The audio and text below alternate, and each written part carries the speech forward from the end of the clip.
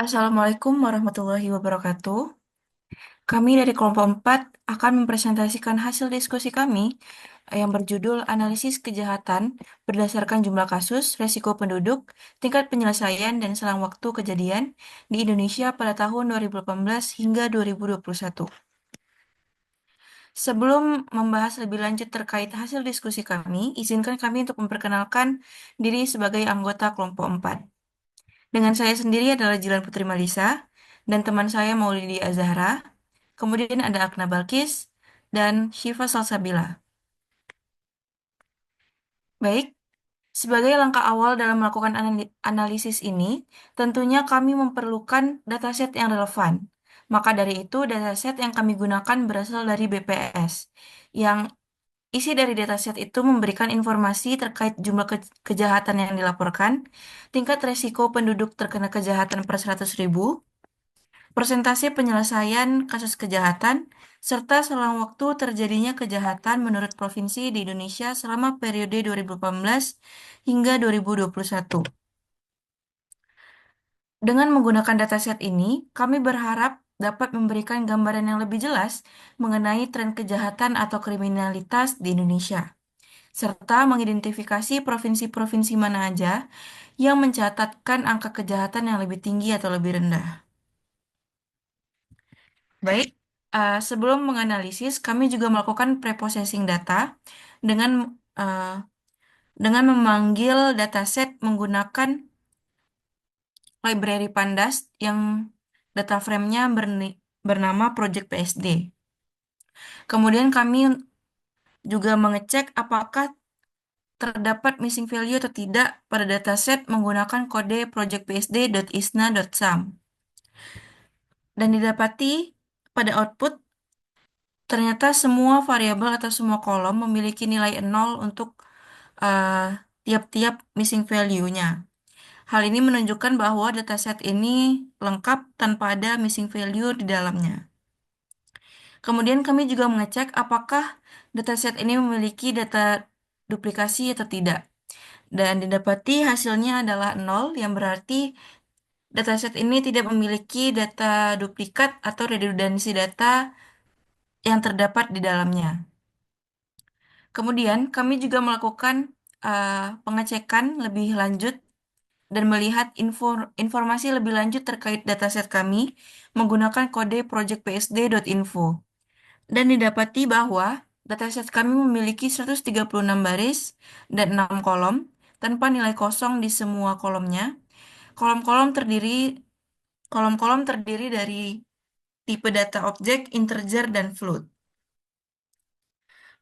Selanjutnya, kami juga melakukan describe guna untuk melihat jumlah, rata-rata, standar deviasi, nilai minimum, kuartil 1, kuartil 2, kuartil 3, serta nilai maksimum pada dataset yang variabelnya numerik menggunakan kode projectpsd.describe. Dan didapati bahwa dataset memiliki 136 entry untuk tiap kolomnya. Kemudian jumlah kejahatan yang dilaporkan di Indonesia paling sedikit sebanyak 396 kasus dan paling banyak yaitu 36.534 kasus. Untuk rata-rata resiko penduduk terkena tindak pidana ialah sebanyak 142,6 per 100.000 penduduk dan maksimumnya adalah 416, di mana setengah penduduknya memiliki resiko di bawah 131,5. Kemudian rata-rata persentase penyelesaian tindak pidana ialah 65,5% dengan variansi yaitu 24,25%. Dan dapat dilihat juga bahwa waktu terjadinya tindak pidana di Indonesia rata-rata tercatat selama 153,53 menit dengan waktu paling lama sekitar 1.337,27 menit dan yang tercepat ialah 14,38 menit. Selanjutnya, kami juga menganalisis untuk melihat tren jumlah kejahatan yang dilaporkan dari tahun 2018 hingga 2021. Di sini kami menggunakan Matplotlib sebagai library untuk menampilkan plot yang kami inginkan. Berikut grafik yang kami hasilkan. Grafik tersebut menggambarkan jumlah kejahatan yang dilaporkan di Indonesia dari tahun 2018 hingga 2021. Terlihat adanya tren penurunan yang cukup signifikan dari tahun ke tahun. Pada tahun 2018, jumlah kasus kejahatan yang dilaporkan mencapai lebih dari 290.000 kasus. Angka ini kemudian turun menjadi 250.000 kasus pada tahun 2020. Penurunan juga terjadi di tahun 2021, tetapi tidak setajam penurunan pada tahun-tahun sebelumnya. Penurunan tajam antara 2018 hingga 2019 kemungkinan besar dipengaruhi oleh pelaksanaan pemilu 2019, di mana pihak berwenang meningkatkan pengamanan nasional untuk menjaga stabilitas politik, yang turut berkontribusi pada berkurangnya kejahatan. Selanjutnya, penurunan dari 2019 hingga 2020 dapat dikaitkan dengan pemberlakuan lockdown akibat pandemi COVID-19. Pembatasan aktivitas masyarakat di luar rumah secara signifikan mengurangi peluang terjadinya kejahatan jalanan seperti perampokan dan pencurian. Kemudian pada tahun 2021, kebijakan pembatasan mulai dilonggarkan dan aktivitas masyarakat kembali meningkat. Hal ini berdampak pada peningkatan kembali jumlah kasus kejahatan yang dilaporkan, meskipun belum kembali ke tingkat sebelum pandemi. Selanjutnya, penjelasan mengenai analisis korelasi yang akan dijelaskan oleh Agna. Kepada Agna, dipersilahkan. Kemudian ada analisis korelasi antar variabel. Nah, metode yang kami gunakan yaitu heat map korelasi untuk memeriksa hubungan antar variabel numerik. Nah, ini adalah heat map yang kami hasilkan. Nah, berdasarkan heat map di atas, dapat dilihat bahwa hubungan antar variabel cenderung lemah. Korelasi terbesar terlihat antara jumlah kejahatan yang dilaporkan dan selang waktu terjadinya tindak pidana, yaitu min 0,32. Menunjukkan bahwa ketika jumlah kejahatan meningkat, selang waktu antar kejadian cenderung lebih pendek. Nah, hubungan lemah terlihat antara resiko penduduk melakukan tindak pidana dengan penyelesaian tindak pidana yaitu 0,14, yang berarti peningkatan risiko tidak berkaitan kuat dengan keberhasilan penyelesaian kasus. Nah, secara keseluruhan, hubungan antar variabel cenderung lemah tanpa adanya pola yang konsisten. Jadi hasil keseluruhannya itu yang pertama ada korelasi antar variabel secara umum lemah. Kemudian korelasi tertinggi ditemukan antara jumlah kejahatan yang dilaporkan dan selang waktu kejadian. Dan yang terakhir, faktor resiko penduduk memiliki korelasi rendah terhadap jumlah kejahatan yang dilaporkan. Nah, korelasi negatif antara tingkat penyelesaian dan selang waktu kejadian menunjukkan bahwa semakin cepat kasus diselesaikan, semakin tinggi tingkat penyelesaiannya. Nah, hal ini menunjukkan pentingnya efisiensi dalam penanganan kasus untuk menekan jumlah kejahatan dan meningkatkan tingkat penyelesaian. Secara umum, hubungan antar variabel dalam dataset ini lemah. Hal ini menunjukkan bahwa faktor-faktor dalam dataset tidak secara langsung memengaruhi satu sama lain. Sebagai contoh, risiko penduduk tidak memiliki hubungan kuat dengan jumlah kasus, yang mungkin mengindikasikan bahwa kejahatan tidak selalu terkait dengan jumlah penduduk. Nah, rekomendasinya yaitu harus meningkatkan sumber daya dan pelatihan untuk aparat hukum agar selang waktu kejadian dapat ditekan.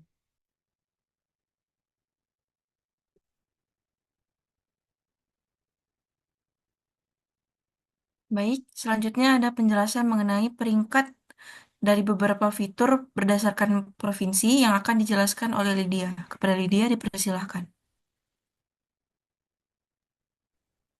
Baik, selanjutnya kami ingin melihat peringkat jumlah kejahatan yang dilaporkan. Di sini kami menggunakan fungsi group by untuk mengelompokkan data berdasarkan kepolisian daerah dan rata-rata jumlah kejahatan yang dilaporkan. Setelah kami mengelompokkan eh, setelah kami mengelompokkan dataset tersebut, kemudian kami mengurutkan nilai rata-rata tersebut dari yang tertinggi hingga yang terendah. Sehingga output yang dihasilkan menampilkan dua kolom, yaitu kolom pertama untuk kepolisian daerah, kemudian kolom selanjutnya itu ada rata-rata jumlah kejahatan yang dilaporkan berdasarkan setiap provinsi. Kemudian dari data tersebut kami ingin melihat 5 provinsi dengan jumlah rata-rata kejahatan yang dilaporkan terbanyak dengan menggunakan fungsi eh, head. Dari hasil yang didapatkan, Sumatera Utara merupakan provinsi dengan rata-rata jumlah kejahatan yang dilaporkan terbanyak dengan 33.319 kasus, diikuti Metro Jaya 1 dengan 30.569 kasus, Jawa Timur 22.544 kasus, Sulawesi Selatan 3 dengan 21.498 kasus, dan Sulawesi Selatan dengan 14.486. Selain 5 provinsi tertinggi, kami juga bisa melihat 5 provinsi dengan rata-rata jumlah kejahatan yang dilaporkan paling sedikit menggunakan fungsi tile. Berdasarkan output yang dihasilkan, Kalimantan Utara merupakan provinsi dengan rata-rata jumlah kejahatan yang dilaporkan sedikit dengan kasus sebanyak 814. Kemudian diikuti oleh Maluku Utara dengan 824 kasus, Sulawesi Barat dengan 1.721 kasus, Sulawesi Tenggara dengan 1.763 kasus, dan Kepulauan Bangka Belitung dengan 1.874 kasus. Nah, selain itu kami juga ingin melihat peringkat provinsi berdasarkan persentase penyelesaian tindak pidana. Di sini sama seperti sebelumnya, kami mengelompokkan dataset kami berdasarkan kepolisian daerah dan rata-rata persentase penyelesaian tindak pidana eh, berdasarkan. Di sini kami mengelompokkan dataset kami berdasarkan kepolisian daerah dan rata-rata persentase penyelesaian tindak pidana. Setelah kami kelompokkan, kemudian kami mengurutkan nilai tersebut dari yang paling tertinggi hingga yang terendah. Sehingga output yang dihasilkan menghasilkan 2 kolom. Yang pertama itu ada kolom kepolisian daerah, dan kemudian kolom yang kedua itu rata-rata persentase penyelesaian tindak pidana eh, per kepolisian daerah dari tahun 2018 hingga tahun 2021.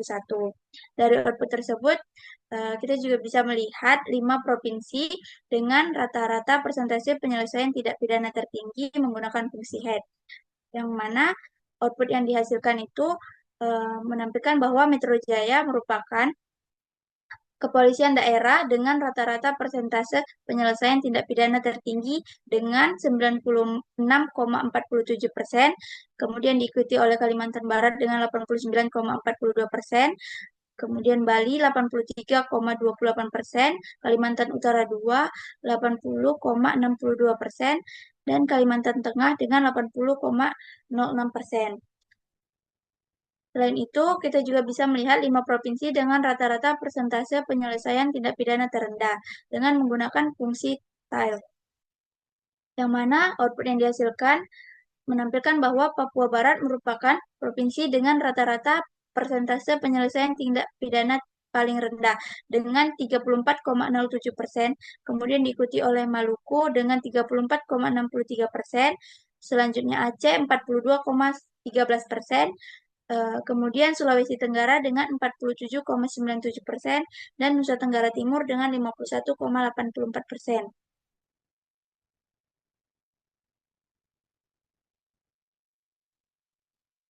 Selanjutnya ada penjelasan mengenai K-mean clustering yang akan dijelaskan oleh Syifa. Baik, selanjutnya kami akan menjelaskan terkait Cummins clustering. Di sini kami melakukan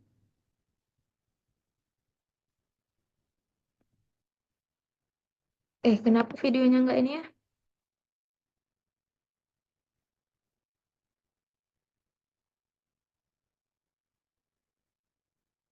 Videonya Kenapa nggak sih? terganti. Kak Lydia. Kak Lydia. Apa sih? Kedengaran suaranya, Dengar? tapi videonya nggak terganti. Speakernya maksudnya.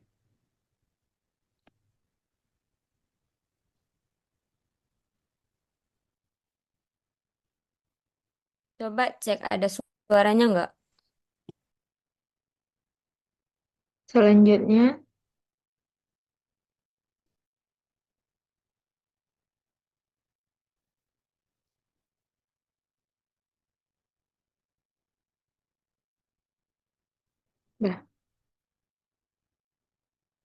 Selanjutnya, kami melakukan pengelompokan dengan menggunakan K-means clustering.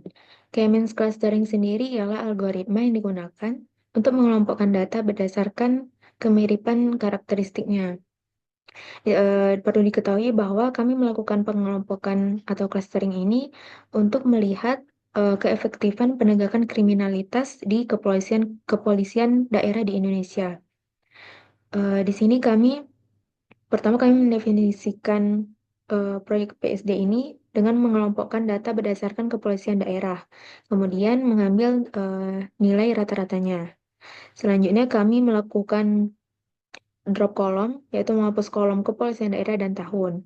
Di sini kami menghapus kedua kolom ini dikarenakan K-means clustering ini dilakukan dengan melihat jarak antar datanya. Sehingga untuk melihat jarak antar data ini, kita hanya memerlukan variabel numerik saja.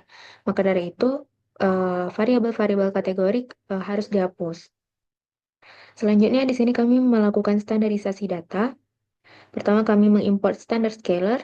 Algoritma clusteringnya berupa K-means dan Gaussian mixture. Kemudian ada Silhouette score. Silhouette score ini digunakan untuk melihat seberapa cocok tiap data itu di dalam klasternya. Di bawahnya kami melakukan standarisasi data dengan tujuan agar skala data kami itu memiliki skala yang sama, sehingga tidak akan terjadi kesenjangan data antar variabelnya. Di sini kami menggunakan standarisasi Z-score, sehingga data kami ini nantinya akan berdistribusi di antara -1 hingga 1. Kemudian ini output yang dihasilkan. Selanjutnya kami mendefinisikan kembali data kami yang telah distandarisasi tadi agar data yang telah distandarisasi tadi tidak berubah. Di bawahnya kami mengelompokkan data kami kemudian kami mengelompokkan data kami ke dalam 3 kelompok, yaitu n cluster sama dengan 3. Kemudian ada random state sama dengan 1 ini digunakan untuk memastikan hasil yang kami dapatkan nantinya itu tetap konsisten.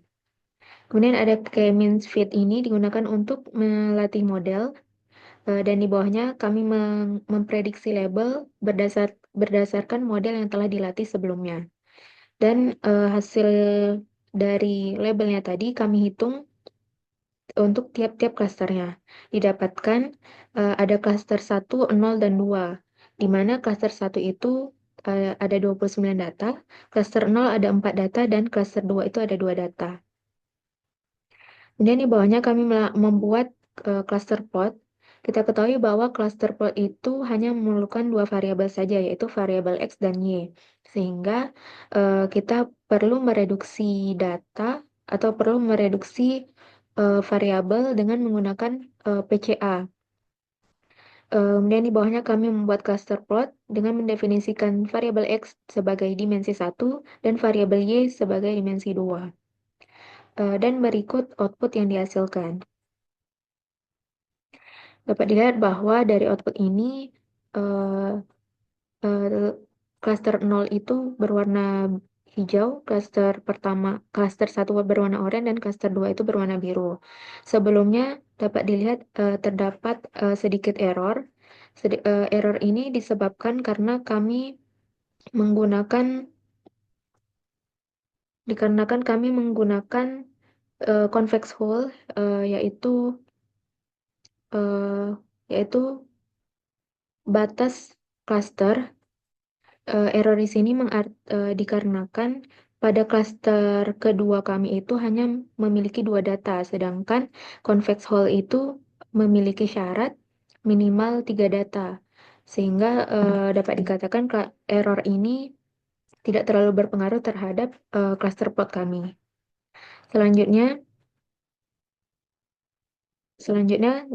di sini kami melihat keefektifan penegakan kriminalitasnya berdasarkan label yang telah dibuat sebelumnya. Label 0 kami definisikan sebagai kurang efektif karena sebelumnya di bagian cluster plot dapat dilihat bahwa cluster 0 ini tergolong cukup rendah. Dapat dikatakan kejahatan pada cluster ini cukup tinggi namun penyelesaiannya cukup rendah. Sehingga kami mendefinisikan cluster 0 ini dengan label kurang efektif. Kemudian untuk cluster 1 kami labelkan cukup efektif karena di dalam cluster plot sebelumnya dapat dikatakan bahwa kejahatan di dalam cluster ini itu cukup tinggi, namun penyelesaiannya juga cukup tinggi, sehingga kami melabelkan cluster ini sebagai cukup efektif. Kemudian yang terakhir ada cluster 2, kami labelkan sebagai efektif karena dalam plot sebelumnya dapat dikatakan bahwa kejahatannya tergolong cukup tinggi, namun penyelesaiannya juga, maaf, kejahatannya cukup rendah, kemudian penyelesaiannya juga cukup tinggi, sehingga kami labelkan cluster ini sebagai dengan label efektif. Kemudian berikut output yang dihasilkan. Dapat dilihat bahwa kepolisian dengan label efektif hanya ada dua, yaitu, yaitu Maluku Utara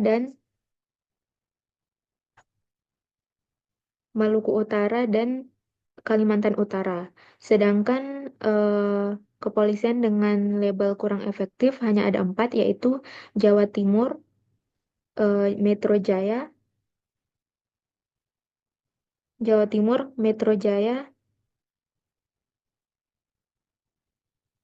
Metro Jaya, Sulawesi Selatan, dan Sumatera Utara. Sedangkan selebihnya kepolisian di Indonesia tergolong cukup efektif. Sekian ke sekian eh, sekian hasil dari analisa keefektifan penegakan kriminalitas yang kami lakukan. Baik, selanjutnya kami juga melakukan kesimpulan untuk seluruh analisis yang telah kami lakukan. Dalam hal ini, kesimpulan akan disampaikan oleh Akna.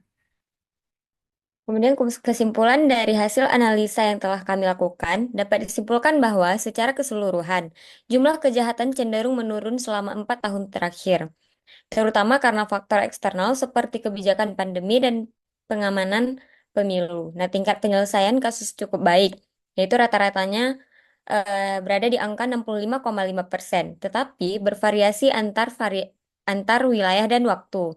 Berdasarkan analisis dan data rata-rata jumlah kejahatan dilaporkan di berbagai kepolisian daerah di Indonesia periode 2018 sampai 2021, ditemukan bahwa Sumatera Utara mencatat jumlah kejahatan tertinggi dengan rata-rata 33,319 kasus per tahun.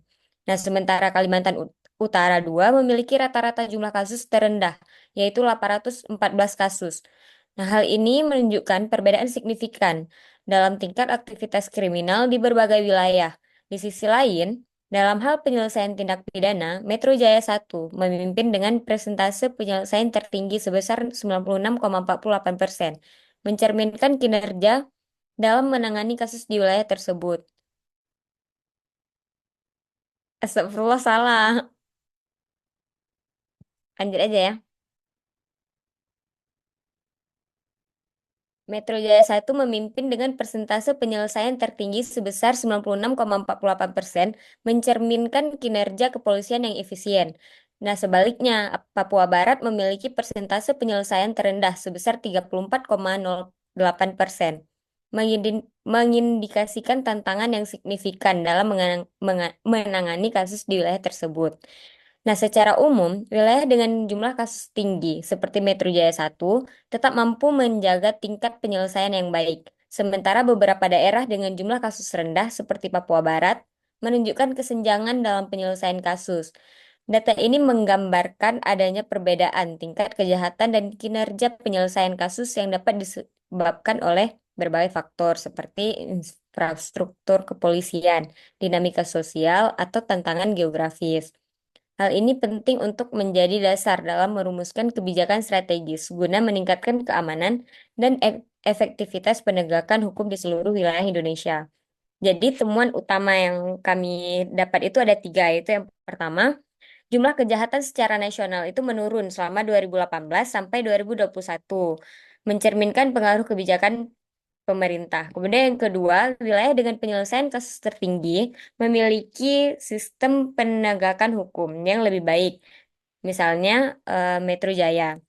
Kemudian yang terakhir, keefektifan penegakan hukum bervariasi secara signifikan di antara provinsi, membutuhkan perhatian lebih pada wilayah dengan kategori kurang efektif.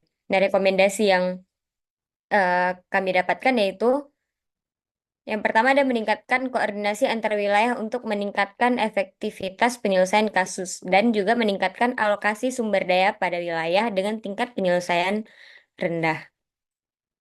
Baik, mungkin segitu aja uh, presentasi untuk hasil diskusi kami mengenai analisis ini. Mohon maaf apabila ada kekurangan dan terima kasih atas segala perhatian. Assalamualaikum warahmatullahi wabarakatuh.